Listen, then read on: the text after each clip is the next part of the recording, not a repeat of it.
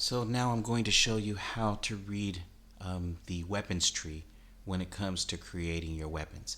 So what you do is you go to Smithy, you press A, and then you go into Forge Upgrade Weapon, and then you go into Forge Upgrade Weapons again. And then you go ahead and choose the weapon that you want to forge, go into Dual Blades, and then from here is the weapon tree. So on the left hand side it shows what the weapon is. So you have listed here the Defender weapon tree, you got the Kimura tree, the Malzeno tree, the Almudron tree, etc., etc. So right here, the very first weapons in this column, and I'll go ahead and say the Kimura tree. You'll notice on the row of the Kimura tree, the very first weapon in the first column, this is the initial weapon, or what they call the first weapon, or the core.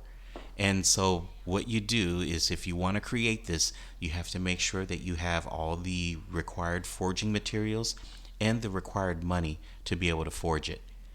And then what happens is that if you take a look at this tree, it goes off to the right, because this is the row of the Kimura tree, and you'll notice that right over here, right after this, the first upgrade, it splits off. It continues to the right, and then it also has a little line that goes all the way down, and then it continues over here. So what it is that from the Kimura tree, which is the root or the base, it can split off, and you can continue to forge weapons based on the Kimura tree, or you can go all the way down and then it hits what they call the Ragi tree and also the Kezu tree. So you can choose what you want to forge and where you want to upgrade your weapons. So if you decide you want to forge a weapon from the Ragi tree because you want to have the poison element based on this weapon, and you want the poison element in it, then you'll continue along the Ragi tree so that you can continue to forge.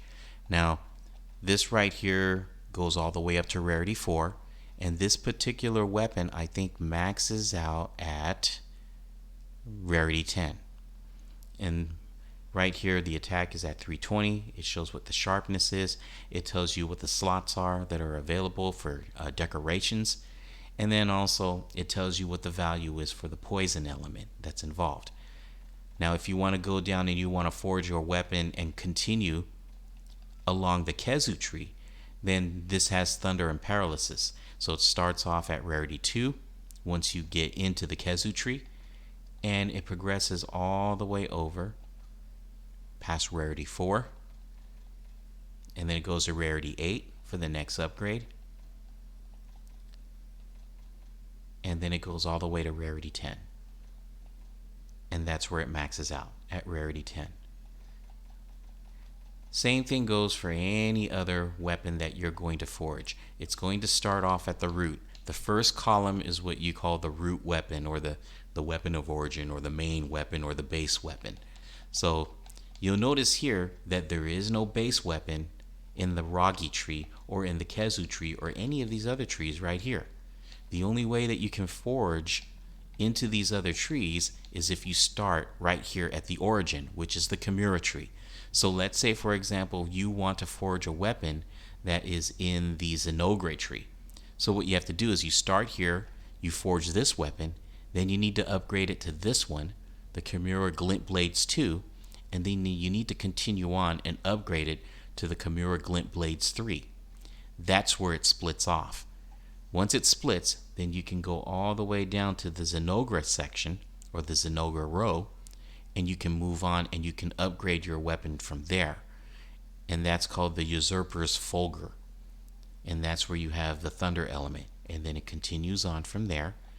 You can upgrade it to rarity 5 under the Zenogre tree, and it maxes out, this is rarity 6, and eventually it will max out at rarity 10. This is where it's considered at full strength. That's how you read the weapons tree.